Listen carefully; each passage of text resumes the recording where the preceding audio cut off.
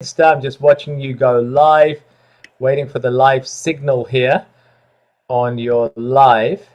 Okay, so we're just waiting for Prash to join. As soon as he does, we're gonna get rolling on cultural taboos and how your cultural identity may be impacting you creating that change that you've been asking for. So as you're joining, let me know where in the world you're from and how you're doing today on this beautiful day. Okay, just waiting for your request.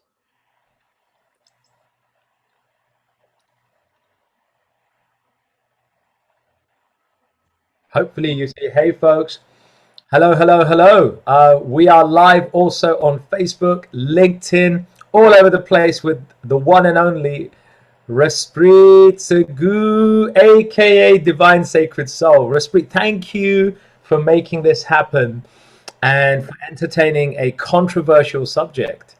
We're Well, live, everybody. Come on in, come on in, come on in. We got two screens. I got two of Raspreet. yeah. Come on in, guys. We've got people from Antigua. Woo. Hi, Kovinda. Hey, we are going to be going on soon. As soon as I get your request, we can begin because it is a controversial subject. It's something. My request, it's there. What? Let me do it on my other phone as well. Okay, just let me just confirm with me what your because I do have a requested, but it does. Okay, that's you. Right. Okay. What I'm I've going got to do that. is I'm going to actually come in on Urban. So I'm just going to actually come on there. So give me 1 second. So as soon as we get this tech stuff sorted, I will make the introductions and we will get rolling. If you've got any questions, let's just do some housekeeping. If you've got any questions or you want to interact, this is an interactive conversation. We would love to hear what's popping for you, what you would like to share. And if you've got anything to contribute or ask, then please do so. Just pop your comments below and we will get to as many as we can. Okay. Hey, there you go. Urban Spirituality requested to join. We should be rocking and rolling. Okay, so while I'm just waiting for Prash to join in, we actually decided to do this. Let me give you a little bit of background. So for those of you who don't know me, my name is Raspreet Sagoo of Divine Sacred Soul, and I talk about all things energy, ethical, sustainable and healthy manifesting. That is what I'm all about, being in a state of receiving, and particularly if you are a person of color, because what I believe is that there are a different and very unique set of challenges that we have to deal with depending on what culture you've come from. So it that's the lens through which I speak about stuff. And I've got my beautiful soul brother, um, amazing soul transformer. He is just, you're going to experience his energy today, and I'm so excited for you to experience him. Prash Katecha, and he is a well-being and consciousness leader. He's a motivational speaker. He heals through his voice. You want to hear him speak and sing, and check him out on his page, Urban Spirituality. And I'm going to let Prash introduce himself before I completely butcher what you do. Thank you so much, Ras. And it's such a joy to be here. And hi to everybody out there, wherever you are in the world. Clearly, it's amazing to be in a time and a place where on a Friday evening, we're meeting people from so many different time zones. And just tuning in where I am, there are people tuning in on LinkedIn as well. It's just fantastic that people are giving up their Fridays to open their hearts and ears to a subject that I think is so important for us, but so overlooked. But yeah, quick introduction, Ras. Thank you so much. My name is Prash Katecha, or Prash K, and I live in London, and not a million miles away from Ras. I lived here nearly 50 years, and I have come from a corporate background. I'm the founder and CEO of Stress to Success and the Urban Spirituality podcast and retreat movement. And so I have the pleasure, as Russ says, of sharing wisdom in my own way as well, through my corporate journey in life, 30 years of corporate and spirituality side by side, personal development and coaching. And so these days I get the privilege and pleasure of working with clients, individuals, teams, and organizations in the areas of like well-being, emotional intelligence, personal growth, peak performance, and a little bit of spiritual mentorship. And so I was so excited when Ras said, let's just do something a little controversial. And here we are. Yeah, sorry, we had a little bit of feedback, so I had to figure out a way around it. So I hope that's better now. Yes, so we began this conversation. It was just a conversation that we were having about creating change and how we are conditioned from such a young age, particularly in the culture that you grow up in, and it kind of forms this identity that you begin to operate from. So there are many things. I mean, everyone will have something from their cultural background, whether it's your religious beliefs, whether it's traditional things like your traditions, and that really impacts how you see the world, how you perceive the world. And so when you fast forward a few years and you're trying to create change, that can be bumping up against you. And I hear it so often in the healing, spiritual, and wellness community about self-sabotage. And So much. I don't see it as being self-sabotage as much as it's so easy to slide back into that cultural identity. And from that lens, it can feel like you're betraying your culture when you're creating change that is maybe not widely accepted. Maybe it's different. Maybe it's ruffling some feathers. So what would you say to that, I Prash? think that I think there is a sort of sabotage. I'd refer to it as cultural self-sabotage. Our culture shapes us. I think there's no doubt about that. All of us, whichever culture we come from, right, Russ?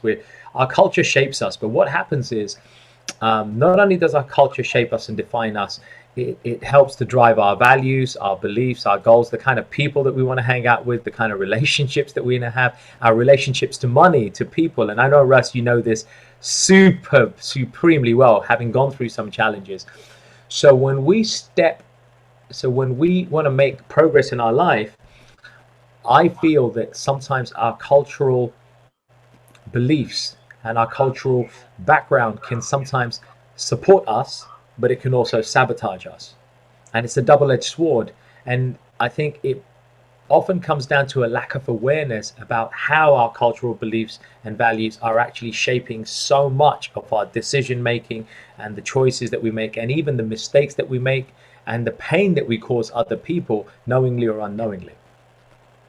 Do you have any examples that pop into your mind of the things that you see when you're working with your clients? Like, what are the typical things that you tend to see when somebody is creating change and then they get stuck?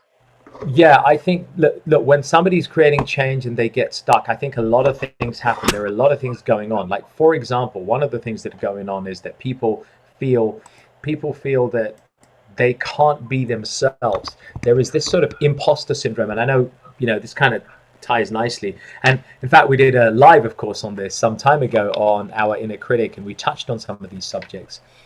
I think a lot of times what happens is imposter syndrome kicks in. It's almost like we feel like we don't deserve this. We shouldn't do this because it's a cultural thing. So, for example, I think one of the things that I've had with some of the Indian clients that I've worked with is a certain type of scarcity mindset. That look, there's just not enough, and it's actually specifically it's a poverty mindset. It's like, hey, everything is really hard to come by. My parents had to scrimp and scrape to make ends meet. My grandparents had to do that. They always had it hard. I had to wear hand-me-downs. My parents always taught me to save, save, save. They always said, get a really secure, stable job. So you can see just by interacting with clients how their entire outlook on life and their relationship with money and their relationship with the risks they're willing to take and the opportunities that they're willing to explore all seem to be tied with all this stuff that was given to them when they were young. What about you? You know this, right? Yeah. I mean, I see very similar patterning, and what I see a lot is because the clients I tend to work with, somehow connected to different countries, just like I am. So I was born in Kenya, just like you were, but raised in the UK, Indian by descent, you know. And so we have a mixture of all of these things going on. So it's like subconsciously, it's like, which culture do you even fit Do you in? even fit in, right? Right. So growing up, I would say to my mum when I was very young, like, I feel like a mongrel. When I'm in Kenya, I feel like I'm an outsider because I'm from the UK. When I moved from Kenya back to the UK, I felt like I was an outsider because I was from Kenya. Right. But then you've got the Indians who are like, well, you're a traitor. You're not an Indian either. I've never actually been to India in my whole life yet. So it's like, where do I fit in? And there's this kind Where, of yeah. identity crisis as well that can be going on. Yeah, totally. I think that's the identity crisis happens, and that feeds in. I think you've got the identity crisis, which culture do you belong to? But I do honestly think that a lot of it becomes therefore confusing for the individual. That am I Indian? Am I British? And which norms do I say? But I think the people that we hang around with and the people that we grew up with play a big part in which cultural orientation we therefore end up taking. Absolutely. And I think sometimes the problem arises that we have a clash where we've been raised in an Indian culture. Let's take a real life example, right? Real life example. We've been raised in an Indian culture to be such that we find a nice job, get a good degree, get a nice job, and marry somebody of your same race, religion, or culture. Like, she's got to be Indian. And in fact, if you're Hindu, she's got to be Hindu. If you're Muslim, she had better be Muslim. Don't be marrying. And if you're Gujarati, she better be Gujarati. So there's all these definitions, and yet here are people every single day in every single country who might be Indian but falling in love with somebody from a different culture, from a different race. And it's a beautiful, real, natural thing. And now you've got a clash because you've got your family and your background saying, hey, you can't do that because they don't believe you. They don't understand your culture. You can't do this. And yet your heart is saying something here. Your head and your background is saying there, your conditioning. So you get this clash, right? I mean, you must have seen this with the people that you work with. And I know, with the people that you interact with, right, Russ? I mean, yeah, growing up, or it's not even just that, like for me personally, it wasn't even just that you had to get someone who was Sikh for me. It was then you're looking at the caste and Right. are they the right caste. And I'm fortunate that my family wasn't that way inclined. However, it still exists. They still have this caste system and it's all based on this hierarchy. And that brings me really nicely to this point of this is why I personally believe it's so important to address these things and not glaze over them, which is what I have seen in the wellness community, in the spiritual community of, just love and light and being positive, and you just reframe a belief and there you go. And Right. yeah, that's all really useful up Mm. until a point. Up And until a then point. it becomes like, what about the cultural stuff? What about the stuff that's so ingrained, it's unconscious, and your body is literally reacting to it? So it's now Right, right. I think that's the thing, that you start to feel it inside your body, your gut. It shows up in the way you then respond. And I think a lot of negative emotions then start to show up when you start to feel that your cultural upbringing or the values that you've now attributed to your culture are now being tested or challenged. Because on the one hand, you've got the value that I should marry within my caste and religion and this and that and race, and you've got somebody over here who's a beautiful soul, who just happens to be of a different color, race, religion, and now you're kind of torn, and that creates a sort of cognitive dissonance. It creates clash, and you can't then, as you say, just be happy and positive and everything's going to be all right. You just can't take that way. You have to now start being really bold, and you have to interrupt your cultural conditioning. I mean, I know we're going to get onto some tips in a little bit, but you got to interrupt that cultural conditioning and ask yourself, well, wait a second, what are my values? And have I mistakenly or accidentally conflated my values with what my culture tells me? And that's not to say that our cultural values or beliefs or conditioning is wrong or useless. It's just like, you've got to know which parts. I'll quote Bruce Lee. You take what's useful, you reject what's not, and you add your own spin. Move Yeah, forward. I love that. So as we're talking about this, I would love to hear your experiences, if you've ever experienced this, and I'll share with you an experience that I had personally myself. So we spoke about, we have this tick box thing, almost like you study, you get that little piece of paper, you get a good job with a degree, and then you go and get married, and then you have your children and blah blah blah, right? So I kind of did that. I was a good girl. I did exactly what I was told, and Right. did it in a timely fashion. And then it got to, for those of you who don't know, I'm actually a pharmacist by training. And then I got bored, like bored out of my brain. It was so monotonous. And I didn't know it back then because I didn't understand it from the lens of the energy work that I Right. understand now. But what I know now is that I am designed, my energy, my unique flows, they're designed to be shifting and changing. And I'm not supposed to be doing just the So one. true. I'm like a chameleon. I'm supposed to be responding to what's going on around me in that season of my life. And Right. most people are wired that way. But this is where the conditioning comes in, because the safe thing, stick to that thing because it's bringing the money. Right. Stick to that thing because it's a post that gives you status in society. Right. That's cultural conditioning right there. Exactly.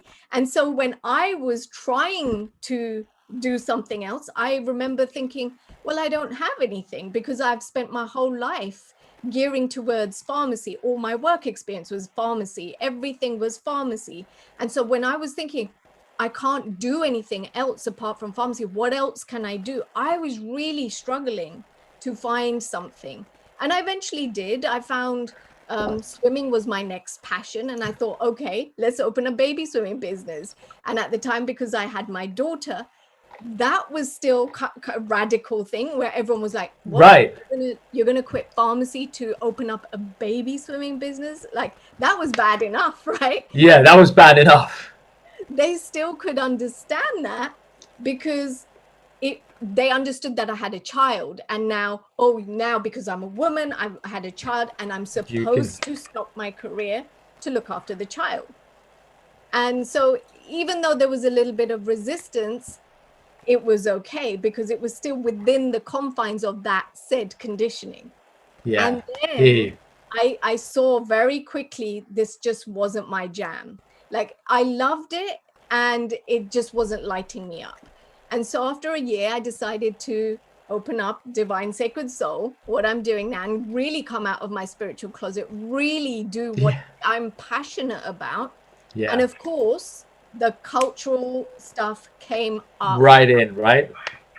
Like, it just, oh my gosh. I battled for a year.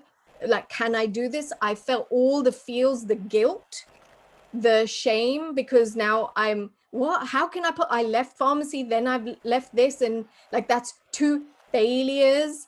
And now I'm going to start this third thing. So there was all of that coming up. There was the imposter syndrome that you talked about, like, who am I to do this? Yeah, who am I to do this? Yeah. So all of these things, and this is what I'm talking about. They're so unconscious. We don't even realize they're there. And yet we operate and we function from that identity, even though as a person, if you knew me, I've always been a feminist. I've always been pro, like, everyone being equals and all of that. So on the outset, that's the energy I am. But within my conditioning, my DNA tells me otherwise. My DNA at the time was like, no, your place is in the home, looking after your daughter. Your husband should be the one being the main breadwinner. And no, you should be doing this spiritual stuff. That's for like the special people, the saints, the people who have meditated on mountains and done whatever, so there was all of this going on. Right. So, yeah. And what you're talking about really so powerfully exemplifies this problem here, the problem that we've got. We have cultural self-sabotage on a massive scale so badly that people don't even realize that it's happening right under their nose, right here. It's happening. People don't recognize it and they hold themselves back.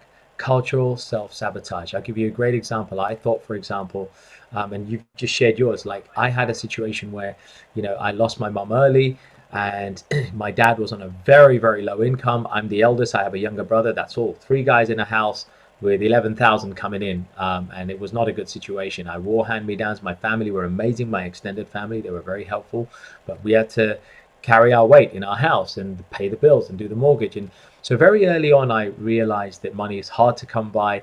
It's difficult. And then I was obviously surrounded by people who said, look, you got to get a good job, get a good degree, got to earn money and get yourself some really good money and build your status. And that became my cultural blueprint because everybody in my family and extended family were doing exactly that. So I felt I got to do the same. And I did. And then fast forward 25 years in my career, and I started questioning, well, wait a second, I'm working my nuts off here for 50, 60 hours a week. I've got some money in the bank account now. Why on earth am I exactly doing this? And I'm not really happy with what I'm doing. So I did a Divine Sacred Soul special, right? I kind of did a Raspreet special. I like, why am I doing this full time? And I set up that thing, mantra therapy, running retreats and events and stuff. And I thought, this gives me fun. Now, it's not really paying my bills, but it's given me great fun. I'm enjoying running retreats, taking people on spiritual journeys and fitness journeys and mental stuff and emotional, and then playing music. And I thought, this is fun. I'm enjoying doing this stuff, but it's not paying. And there came a point where I thought, I just want to do more of that. But my cultural conditioning pulled me back for another 5 years and said, no, dude, you're getting a good gig here. RBS, HSBC, you're getting the dollar here. You got to keep up with all your buddies who've got better cars. They got great things. They got that. And even me, and I'm a coach and I got conditioned, right? And it's like, you can't see what you can't see, but it's under your nose. It's too close, right? No. And it takes sometimes somebody like this conversation. It takes conversations like this, like Russ, because now we start to open it up to people. Now we're prodding, what we're doing is we're making people feel a little uncomfortable. It's the art of the uncomfortable for a higher reason. I had this saying I shared with people the other day: positive distraction leads to traction.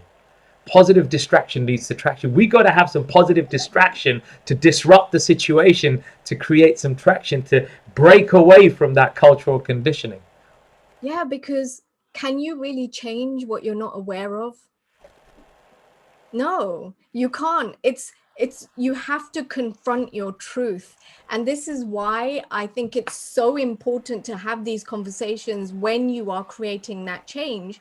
Because as I said, as people of color, it's not just our lived experiences that we have, which are going to be different than Absolutely. any other group, especially like the group that I was talking about, the immigrants, like the children of the immigrants.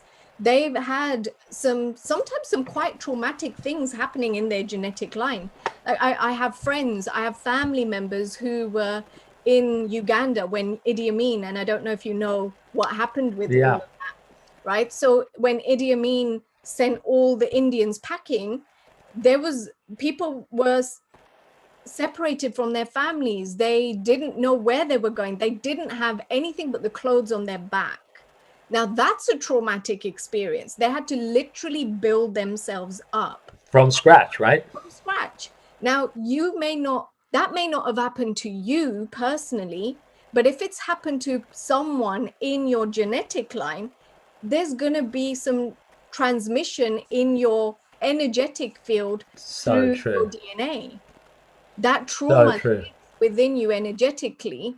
And that is what may be coming up for you, and you don't know what it is. And you're busy working on your mindset. You've changed your mindset. You've done your affirmations. You've got the most beautiful, intricate vision board. And I'm saying this from personal experience. I did all the things. The only thing I wasn't doing was addressing this internalized oppression piece.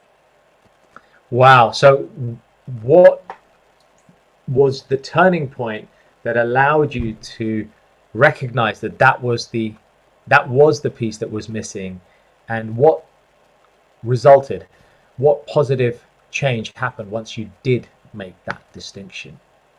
Well, I can tell you it's an ongoing process. I'm still unraveling stuff even now. And I know that you'll Yeah, know this. Like, it's layers, right? It comes up it in is layers. layers.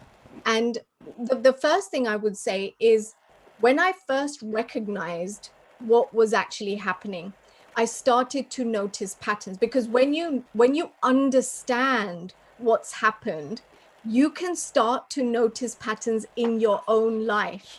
And that's what I was seeing. So for my family, who they were in India back in the day, they ended up in Kenya, right? Yeah, East Africa, like From my family. India back in the day.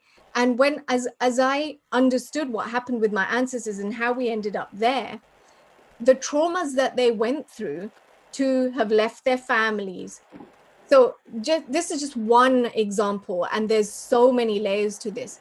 But did they feel safe? Did they feel safe being plucked out of a land that they've grown up in, leaving all of their family and going to this new land where they didn't know anyone, they didn't know the language, and they just dropped there.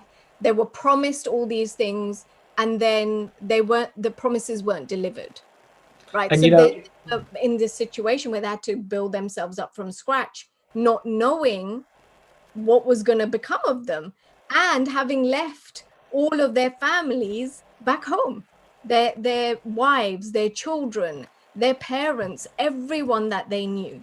And so when you think about that patterning showing up in your life, how safe do you feel where you are right now? And for me, it wasn't a case like I had done the mindset stuff. I had done lots of healing and lots of different, I'd used many different modalities and tools and training and things like that.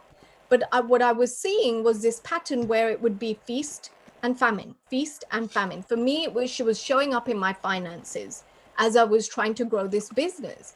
And when I really dove deeper into that, it was because I didn't feel safe. And that wasn't mine. It was this genetic thing. And as that starts to clear up, because now I'm acknowledging it, now I'm sitting with it, it's not what a lot of people are taught in this wellness arena, that it's eliminating the negative, it's eliminating that shadow. I don't teach that way. I teach that you make friends with your shadows, because within that there is such deep wisdom if you're willing to sit with it. And yes, it's uncomfortable, and no, it doesn't need to be traumatic, and you don't have to relive the traumas or anything, but you do get to sit with it and allow it to harmonize, allow your body to feel safe through whatever practices, that allow that safety to come in.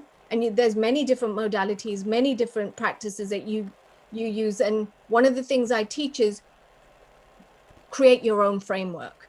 Don't go by a particular modality. I mean, use the tools, but make it your own, because this is going to be so unique to you.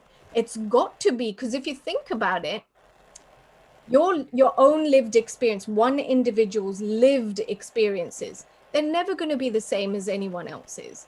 And then when you layer upon that your genetic stuff, and then you layer upon that your what you're creating and how you see the world, the lens through how your perception of the world, it's going to color and impact how you're showing up, how you're experiencing yourself, how you experience other people, and therefore it influences how others react and respond to you. Yeah, and such powerful truths in that, because, and let's follow that through. Because if you've been culturally conditioned to behave in a certain way, respond in a certain way, make decisions in a certain way, choose the kind of partners or people that you hang out in a certain way, all of that kind of stuff, right? Spend money in a certain way or not spend, save, spend. If you've got all of that, then that's going to impact the way people respond and react to you. It's going to be showing up in the relationships that you have with people. How comfortable do you feel with people? How much, for example, if you've grown up in a patriarchal family where you've got a very strong male figure, and there's that cultural thing. The woman stays at home, the man's outside. It's his way or the highway. How much of that then shows up in your relationships with the people that you have? How much of it, if you're a guy, how much of your father's style and culture is now showing up in the way you treat women or you treat your partners, whoever they are, right?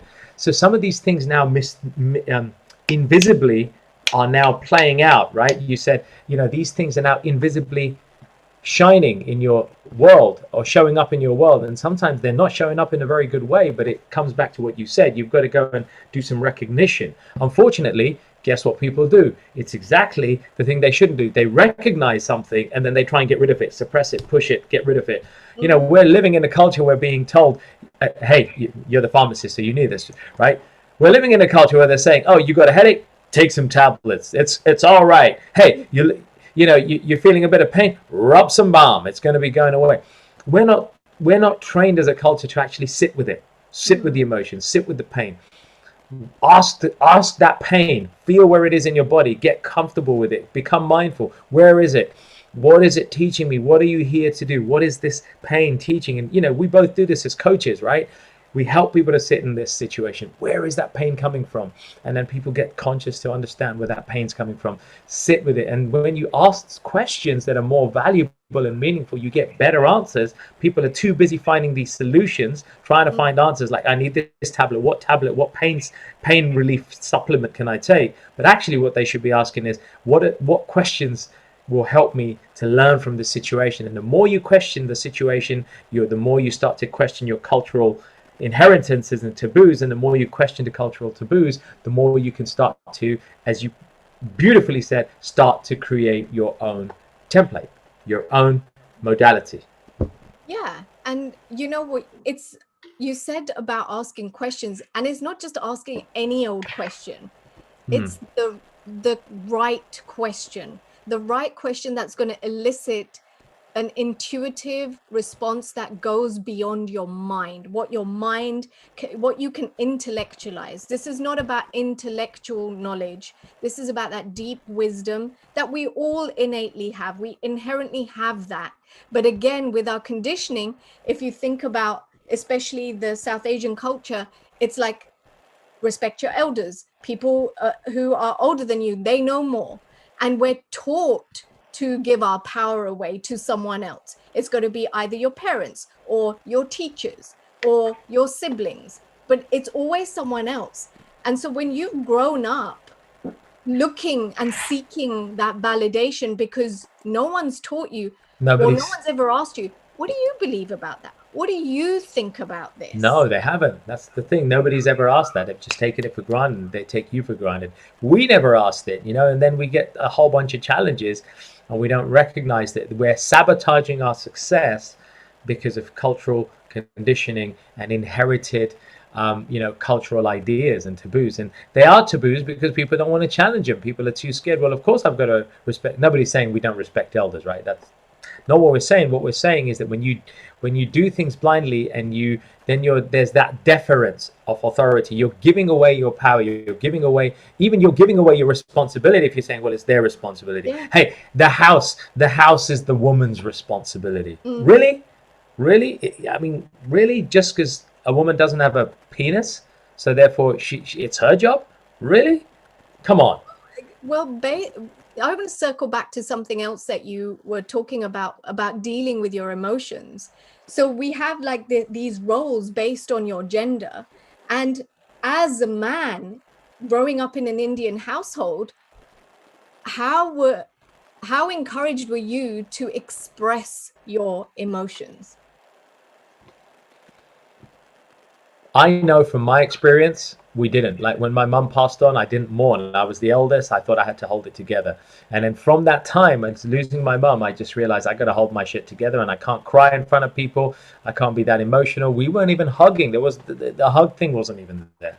So we didn't really express ourselves. My dad never really expressed himself. Son, I really love you. I'm proud of you. No matter what you did at school, I'm proud of you. I never got that. Son, you did an amazing curry. You cooked great. I'm so proud that at 15, you're cooking dinner, working 2 jobs, studying, looking after your brother, and you're helping me out. Thanks, son. I didn't get any of that. So we didn't show emotions. We didn't show appreciation. And that stayed with me for so many years. And that's when I'm working with clients, those are the kinds of things we really need to, and I'm sure you're working with clients on that same premise as well, of how do you express your emotions. Particularly, I'll use an example for me personally. I used to question things a lot as a child. So I would be the Yeah. insolent one who was questioning, why do the women sit separately from the men in the temple Uh, when Sikhism teaches about equality? Like, I would innocently be questioning it, like a genuine question. I thought right. it was supposed to be all equal. So then why is there separation? And oh my gosh, everyone would be like, you don't ask questions like that. Don't be so insolent. And so I was the problem child, You right? were the So problem child. Yeah. from a very young age, don't question because it gets you into trouble. And so I started to internalize that. I would ask the questions, but not outwardly. I would wonder what's going on, but I wouldn't dare express myself.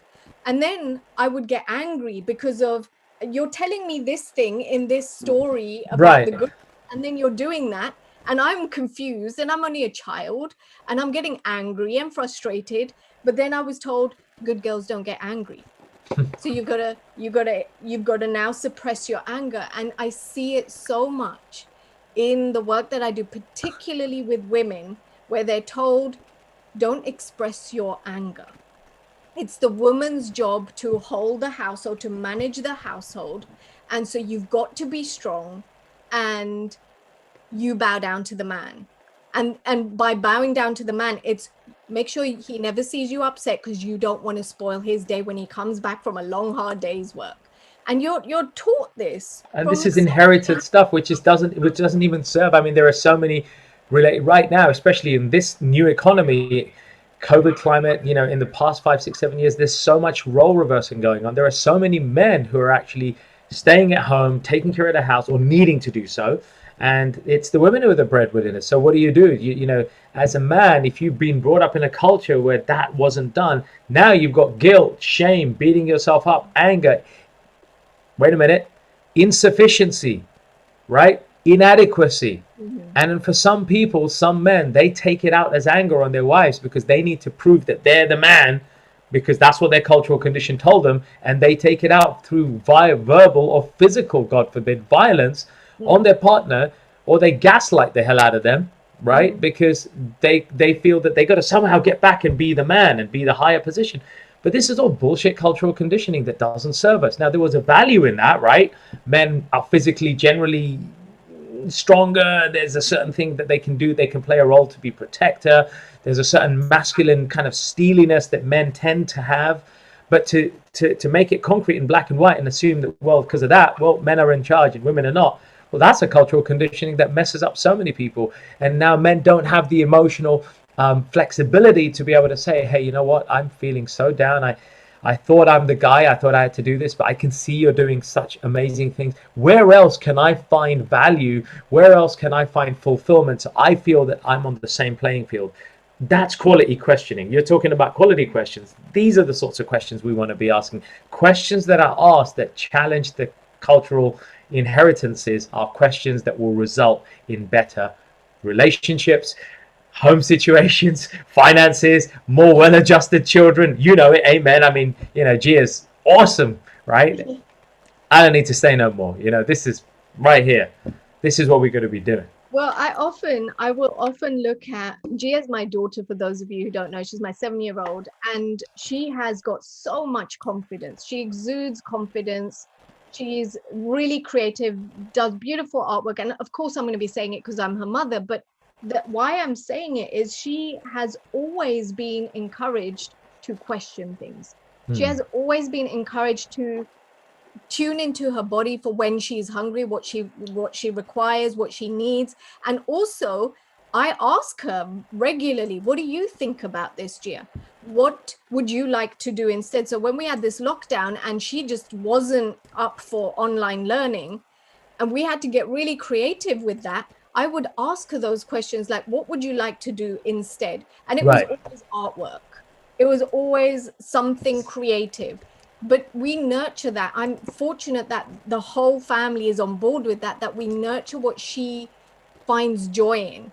And I'm speaking about this because it really does impact how you show up in the world. In the world, right? Freedom to express your creativity from such a young age. How many of us have had that? And so we box ourselves in, as we were saying earlier on in the conversation. These are the tick box exercises. These are the things, these are the milestones. And if you haven't reached them, then you should feel ashamed. I did a post the other day and I was like, they use shame to tame you. And if you That is think so about powerful. They use shame to tame you. That's And so if you powerful. think about that, like think about just everyone on the live session and the recording, just for a second, think about a time where you felt ashamed or where you were made to feel ashamed. That was you doing something that maybe you enjoyed, maybe you loved doing, and then the shame set in and it contracted your energy, because now it's like, oh, I can't do that because that's a shameful thing. Now you have guilt over doing that thing. And so the conditioning is, if we keep shaming them, we will condition them enough that they never and this is particularly, and I know that those people who are joining us for this conversation are the pattern interrupts. They are the sacred rebels that are here to do things differently. And break that generational limitation, right? That's kind of what we need to do. We need to break that generational limitation. And let's just throw it in there, since we're talking about shame right now. Let's also add in two other components that I think will help everybody who's tuned in onto this live or on the replay. When we talked about shame, Russ has been talking about shame. Let's also talk about guilt, which goes hand in hand with shame, right? As coaches and as trainers, you and I are, abundantly aware of the guilt and shame that's, ruined our journeys, or that's caused us pain in our lives that we've learned from, right? And we've been guilty of that. And so guilt starts kicking up, right? There's guilt that I'm not following what my dad did. My dad did this and this and this, and I'm not doing it.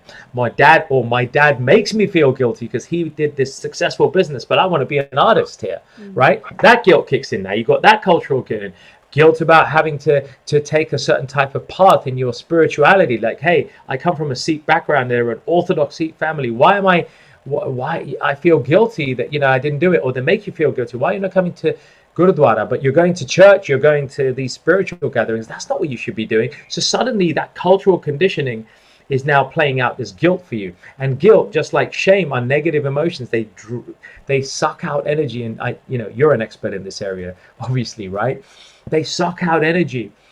And so it's a powerful thing for us to recognize that guilt and shame show up, but we don't often recognize that that's what's running our decisions, behavior, choices, the way we react and respond to people, including our loved ones sometimes. And we snap at people like our kids because now we're dumping on them, we're projecting the cultural conditioning that we got, including the guilt and the shame, and now we're putting it on our kids. We're kind of making them feel bad for what their choices, and we're kind of treating them, we're snapping at them because they didn't do this or that.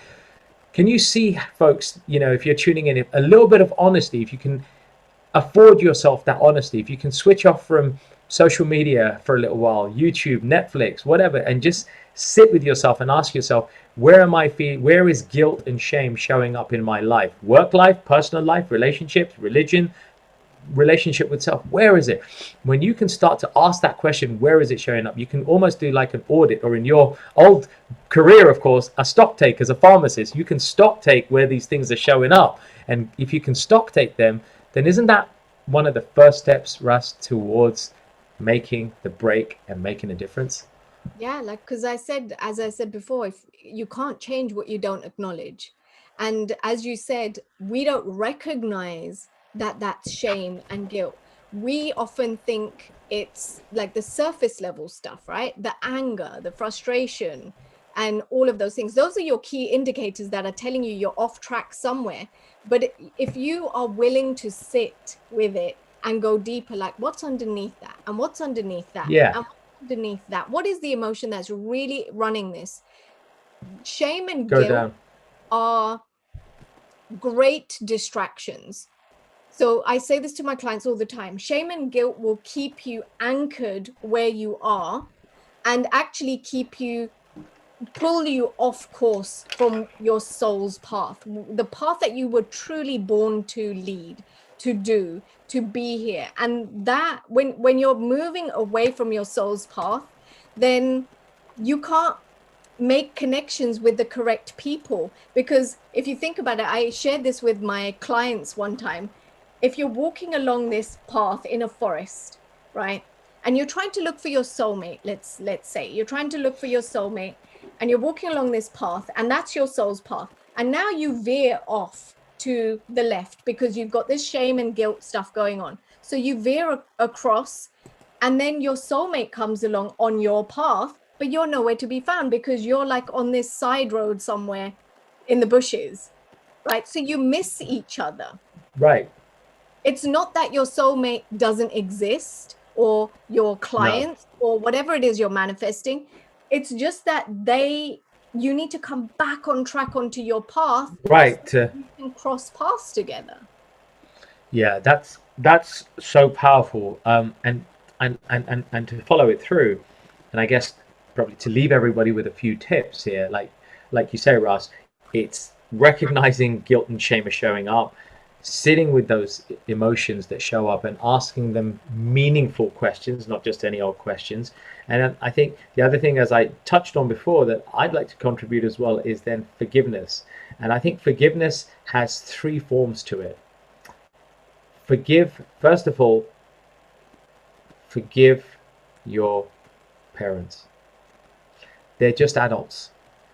When we put our parents on a pedestal and hold them as this thing, and when we're young, we do, right? And you know this with your clients, and I know with my clients, a lot of times when they were children and we were children, we would have to create stories around our parents, because if we saw our parents as completely useless people, we wouldn't be able to survive in an environment. So we create these things that, okay, it's not my parents' fault, it's my fault. Maybe there's something wrong with me. Maybe I'm not good enough. Maybe that's why dad doesn't give me praise when I come home with good grades. Maybe that's why mum doesn't give me attention, but she gives my sister attention, because it's just something in me. So we've created beliefs in our own head because we've held our parents in this position. So we got to start by forgiving our parents. Like, they're just adults. And I think the way to do that is if we just recognize that our parents are just adults trying to do what they could do. They've got their own cultural beliefs and their own hang-ups. We just kind of forgive them and say, right, they're just adults. That's all they are. They're not supreme beings. They're not infallible. Just forgive them. So learn to forgive the parents and recognize they're just adults. You'll release a lot of the, and I know you know this, you're passionate about this, you release a lot of that negative energy. It's out. Then you've got the second part of forgiveness, which is forgiving the people around you and the situation around you, right? Forgive the situation, forgive the people around you. There are people who may have hurt you. You learn to forgive them and say that, look, they were teachers in your life. If you can reframe how they mistreated you, that ex-wife that ruined you, that bully who hurt you at school, whatever it is, the abusive father, if you can kind of forgive them and say, well, they were a teacher in my life for some reason. If you can find a way to forgive your people or the situation, like the way you lost your last job or whatever, that's going to release more energy. And then the third thing is forgive yourself, because, hey, we talk about this all the time. You got to forgive yourself because, you know, we're always evolving and we're not perfect, as you said. We're all works of progress. We're all works of art that are constantly being refined and beautified in our life. And if we can find a way to forgive ourselves as well, each time, every time, because forgiveness is not a one-time thing. We've got to be constantly forgiving ourselves throughout our life. If we can do that, now we've released those three forgivenesses will release so much trapped energy in that guilt and shame, that guilt and just shame can go, and that anchoring that you said, that horrible anchoring that ties us down. Now we can free that to do something more divine, right? I love that. Yeah. Divine, sacred, something more. Raspreet, Yeah. you finish us out, man. You take us there. You know what should we be doing when we do all these things? What happens then? What Well, should we I'm do? going to try and sum up everything that we've said. So the first step is acknowledging and recognizing. I would say that, like, sit with yourself, give yourself that gift of time, Nice. distraction-free time to sit. And it may be uncomfortable, which is why it's so important to do this. If you're not a self-motivated person, or you're finding it difficult, or you don't even know where to go, Do it with in the presence, in the energy of someone that you love and you trust and who can hold that space for you. Hold that space. That is so important. And I have clients saying to me all the time, oh yeah, I have a really supportive husband or wife, or my friends are really cool. And yeah, that's all good. And if you have that, then, you know, thank your lucky stars, because there are a lot of people who don't. And at the same time, are those partners, your friends, your close family members doing the same level of deep inner work as you are? Because if they are not, Powerful. when your stuff is surfacing, and it will, when it's surfacing, it's very easy for them to start judging you and criticizing you because they don't understand what's going on. Right. And so it's so easy for someone who's started the process, they think they have that support, and then they slide back into that cultural identity so easily. It's really, really important that you are in the space of and presence of people who are doing the work themselves, who understand and who have the capacity to hold that space for you. So Yeah, that's one powerful. of the things I would say. Then the second thing is identify what your unique traumas are. Where is that internalized depression showing up for you? Yeah. What is Recognize that it. for you? Because it's going to be different. It's going to look very different for everyone. This is why, if you've ever heard me speak, you've seen my page or anything, I keep going on about creating your own unique manifesting style. There's not a one size fits all with this It's like you process. said, you create your own modality, as you said earlier. Yeah, and it's for yourself. It's not even a modality for you to teach other people. This is so personal. It is created for you, by you. It's a framework that you live by every Nice. single day. But it's got to work for you. It's got to work with your unique energy flows. It's got to honor the way your intuition speaks to you, which is different for everybody. It shows Powerful. up differently. It's also got to honor what your desires are. Like, what are your desires? And this is the final piece that I'll say. Are they even your desires? Or are they culturally inherited, right? And Or taboos and have you convinced yourself that they're your desires because that's what boom, you should be doing?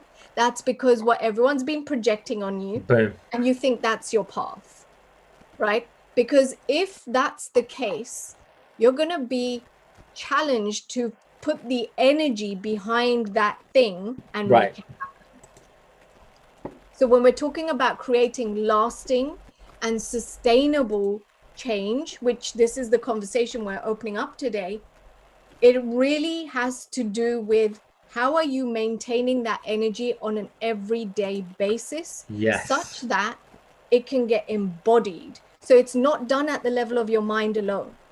You can do your mindset work. You can do all of Have this all the affirmations and stuff like you said, right? Yeah, and that can help. But if it's not embodied, In the if you haven't anchored that energy, if you haven't really got behind that desire and forgiven yourself, so that's like the add-on to create that energetic space within you to receive and be in the state of receiving, then good luck. no, it's got to start. It's got to start so much before that, so much before that. So where what's to next? what's popping for everyone? I'd love to hear if anyone's had any light bulb moments throughout this conversation. If anything's really spoken to them. Prana Bliss UK says it's a fear-based belief system. I believe she was referring to when we were talking about how we speak to our children. I remember seeing that comment popping up then. It's creating a fear-based, the shame stuff, the guilt And stuff. that's why we interrupt it like this and bring in Exactly. forgiveness And and that is mindfulness. key, is when you recognize that it's fear-based, what is the pattern interrupt to that? How can you interrupt that pattern so it doesn't perpetuate the cycle over and over again? Absolutely. That's what you've got to look at. So if you've got any questions, we've got a few minutes, and while we're wrapping up, Prash, let everybody know where they can find you, where they can hear more of your soothing, healing voice, and yeah, how can they connect to you? Oh, thanks, Russ. It would be a pleasure to have all of you drop in a line and say hello on the following platforms. First and foremost, the podcast Urban Spirituality, where we get a chance to discuss topics exactly like this, and where the lovely Raspreet joined me on an episode all about her life as an ex-professional drug dealer and how she changed into a spiritual healer and a coach. And it's an amazing episode. We have nearly 100 episodes on our Urban Spirituality podcast. Go check it out on iTunes, Spotify, and all your favorite platforms, Google Podcasts, Urban Spirituality. And if you type in my name, Prash, you'll be sure to find it. And look, if you want to work together and do some one-on-one coaching or training for your teams and your organizations on some of this real stuff, emotional intelligence, leadership, mindfulness, well-being, then say hello at stresstosuccess.co, the website, stresstosuccess.co, or find me on LinkedIn, Prash Katecha, and it will be great to connect as always. And finally on Facebook, Mantra Therapy or Urban Spirituality. If you look for the hashtags, you'll find plenty of stuff. Thanks, Russ. That's really kind of you.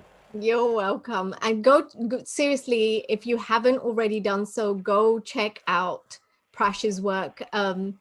I love his jams that he does, like the music. It's amazing. It is healing.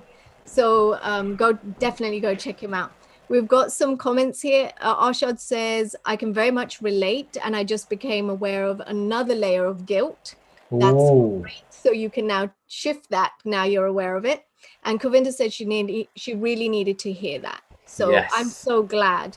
Thank you, everybody, for joining. For those of you who joined live or watching the replay, it was such a pleasure. I can't believe how quick that's gone by. It's gone really quick. And Russ, before we wrap up, since you are also in shining and smiling in front of my audiences as well on LinkedIn and Facebook, would you care to share where people can come and work or follow you as well, please? Yeah, if you are on Instagram, then you can find me over at Raspreet Sagoo, Raspreet_Sagoo, or you can find me on www.divinesacredsoul.com and Divine Sacred Soul on Facebook. That's where I tend to hang out. So yeah. And I've also got a podcast, so I talk about all of this kind of stuff too. So you can go and listen in and learn. The podcast name is? Sorry? The podcast name is called? Oh, sorry, Align Sacred. Gosh, I've just lost the name of it. Someone help me out. So one of my listeners will know. Align Sacred Alchemy is the name of the podcast. I believe I forgot that. Yeah, and so I talk a lot about this ethical, healthy, sustainable manifesting that goes beyond just the mindset and the typical traditional manifesting, which for me personally never worked. And that's where the power starts kicking in. So there's a journey ahead, folks. Reach out to Raspreet for those of you who are tuned in from my world, my friends and connections. And for those of you who are loyal friends and followers of Raspreet, it's been an honor, and I'd be happy to serve or support you in any way I can as well. Thank you. And thank you so much, Prash, for your beautiful energy and this conversation. We always have such... We rocket high five! And thank you for joining and for your time. And if you want to reach out to each of us individually, please do so. I'm sure, Prash, I can speak on your behalf. If you have any questions, then you can DM either of us and connect with us that way. Connect with us that way and let us work together and do some good in the world. Yeah. It all starts with forgiveness and recognition. Take care, guys. Take care, Russ. Take care, everyone. Bye. Bye.